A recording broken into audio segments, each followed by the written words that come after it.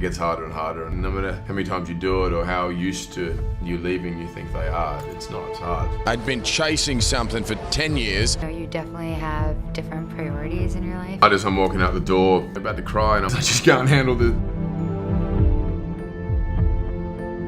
I was 13 years old, and I can still quote what the New York Times said about me. Someone said, "We're giving up, we're just gonna choose you." Being struck by Natalie Portman. Natalie is beautiful and talented, all of the above. Looking up to doing that with such a large man. His bicep is like the size of my body.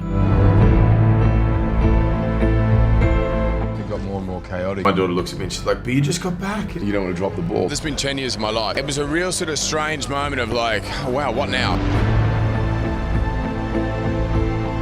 I wanted to make movies, you know, I wanted to be part of things that inspired me. Then there was the other side, which was like, you're never going to do it. You'll never make it. It's impossible. There was hundreds of auditions and no. And started thinking, oh, what am I doing? I'm going to go back home.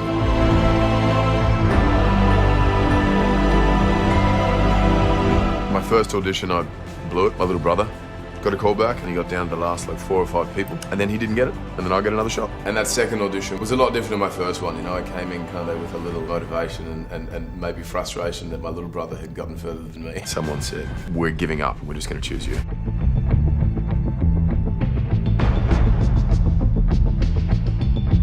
You don't want to drop the ball. There's that sort of pressure, I guess, and an expectation. I was very concerned with being taken seriously. I couldn't shake my self-doubt. I was 13 years old, and I can still quote what the New York Times said about me. Ms. Portman poses better than she acts. I'm still insecure about my own worthiness.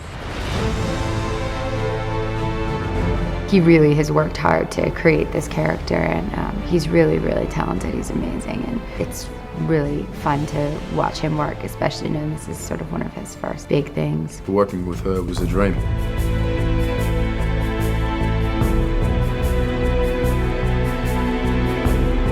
You're having a little baby. I'm so excited about what's happening in my private life, and everything else seems like extra additional joy. Like everyone who becomes a parent, you definitely have different priorities in your life, but it also gives you a different kind of energy when you go to work, and it's very lucky to get to do both. And once we had kids, it just sort of got more and more chaotic. So easy to kind of blur the line between the business and home and personal life and work.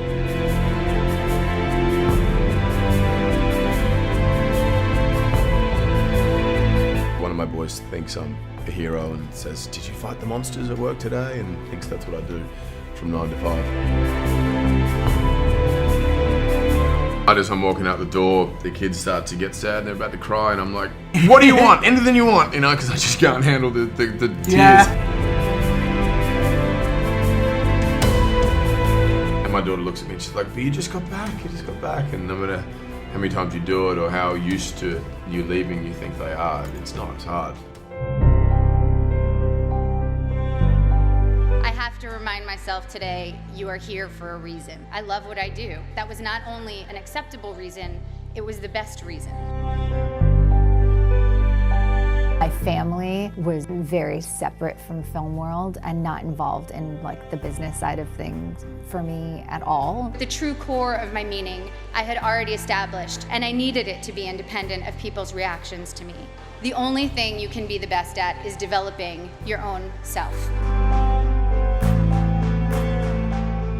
That was the danger, when I put too much emphasis on it working or this being a success or getting that part. It was a real sort of strange moment of like, oh, wow, what now? And I just realised that I'd been chasing something for 10 years, and I thought, man, if I don't stop and just appreciate this moment, I'll continue to chase and look there, not right here, for the rest of my life.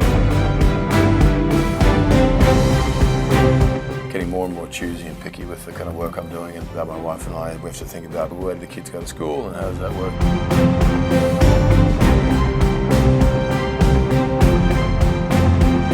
Natalie is beautiful and talented and all of the above. He's just got the best energy and is just so enthusiastic about the work and so sweet to work with. There's definitely a lot of laughing, maybe too much laughing.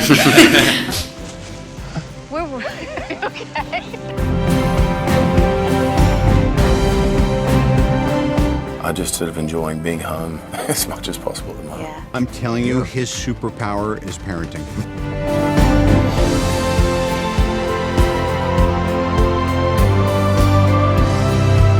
The most fulfilling things I've experienced have truly been the human interactions.